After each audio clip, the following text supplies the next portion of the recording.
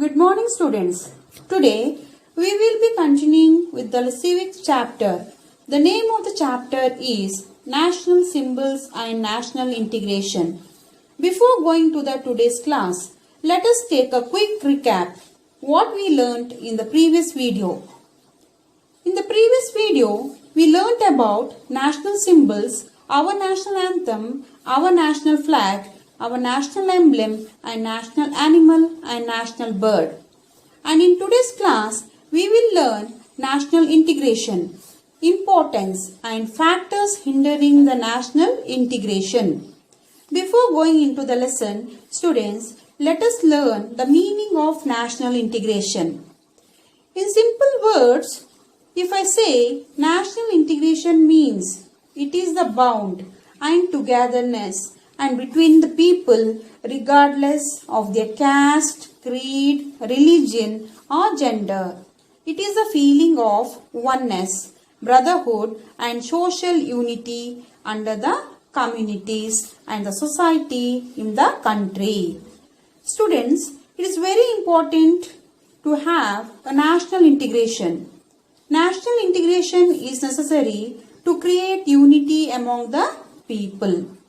It is also necessary to create the feeling of oneness, okay? And it is necessary for us to be together, right? If we are not together, there will be always conflict. Do the people want that? No. So, for that, national integration is really important. National integration promptly encourage in achieving national unity, brotherhood and equality. Diversity. Before explaining you about the types of diversity, I just wanted you to let you know the meaning of the word diversity.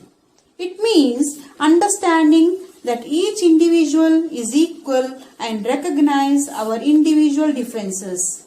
Right? We are all different and everyone have their individual personality. Everyone cannot be same. This can be along the dimension of race, gender, orientation, social and economic status, or physical abilities, religious belief, political belief, or other ideologies. Okay? So, it can be anything. They can be any gender or the status, physical abilities. It doesn't matter. We all have difference and we all have different qualities which the other persons might not have. And we should respect others as well. Each one is bound with the quality. This is further divided into natural diversity, biodiversity and diversity in life of a people. Natural diversity.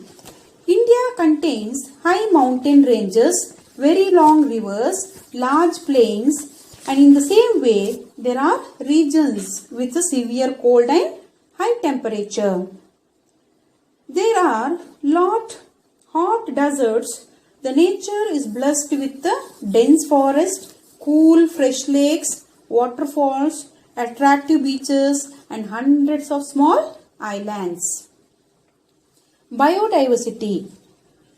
The two words biological and diversity, it refers to all the variety of life that can be found on the earth like plants, animals, fungi and microorganisms as well as to the communities that they form and the habitats in which they live. The biodiversity is huge. Only a few nations in the world have such biodiversities. Population diversity. People belonging to different communities live in India. There is diversity in appearance, physics, language, food, manner, customs and religions. Everything it differs. It is required to travel throughout India to know the beauty of life of the people. Unless and until we get to know the people, we will not know what are the culture the way of living of other persons follow. Students, what do you mean by unity in diversity? Let me tell you. The living culture of community that has faith in different language, culture and religion is called unity in diversity. So what is unity in diversity?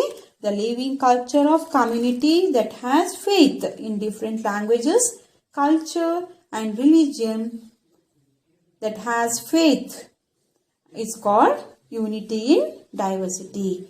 India is a diverse nation and ranks second in the world for the population.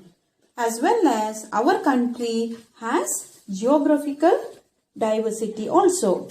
Everyone can follow the religion of his choice. They can mix with social life by the way of speaking their own languages. We can find unity in diversity among different people who live together. People belonging to multicultural who have faith in different language, culture and religion live in India. Right? So, we have all kinds of people who belong to multicultures and who have faith in different language, cultures and they might be from different religion as well. We find unity in diversity among the people who lead a variety of life. Our constitution has recognized the diversity. Diversity is the strength of our country and never the weakness.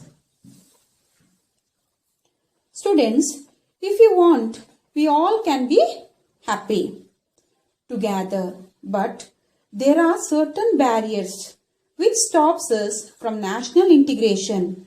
Those three major barriers are casteism, communalism and regionalism. Before winding up the lesson, I just want you to tell you about casteism. Casteism means looking down upon the people of other caste.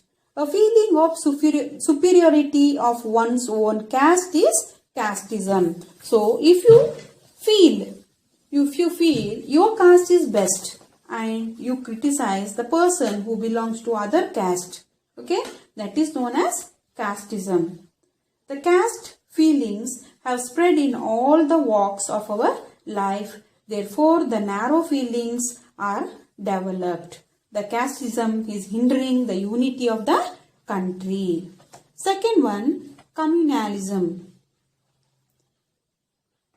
A feeling of superiority of one's own religion over the others and fighting only for the sake of religion is known as communalism. So what happens here? Sometimes it happens. We don't know a person but still we fight for that person. Why? You might say he might be a Hindu. That is the reason. I am supporting him. Or he might be a Muslim. I am supporting him. No. If you are doing this, you are doing communalism. Okay. Therefore, it leads to loss of property and life. So, if you are going to do this, what happens? You are going to lose your property as well as life. Apart from this, it also disturbs the feeling of friendship and harmony. It means if the caste things comes in your mind before getting close to anyone or before speaking to anyone, you will start to think about the caste or religions that they belong to. Never do this thing. Communalism has become an obstacle by the way of creating misunderstanding among the people of different religions. Next, the last one is regionalism. Regionalism is another factor endangering our national integration. It means feeling of oneness, narrow commitment towards one's own geographic region. You will be more soft for the person who belongs to your state. When it comes in supporting, you would not support the person who belongs to the other state. You would rather support the person who belongs to your state first. At the same time, since our constitution recognizes the federal structure of states, preserving regional languages, culture and administration, it is also important. Hence, one-sided love of regionalism that affects the national integrity is not healthy. We should understand that we are Indians first, and then we are also the part of region or a language. Regionalism should not become separatism. Means it should not divide us into two different groups. Always we have to try to be unite. If you ignore other person's emotions, cultures, or if he or she belongs to that, then what happens? It hurts the national integration as well. That's all in this chapter, children. Hope you all understood this lesson. Thank you.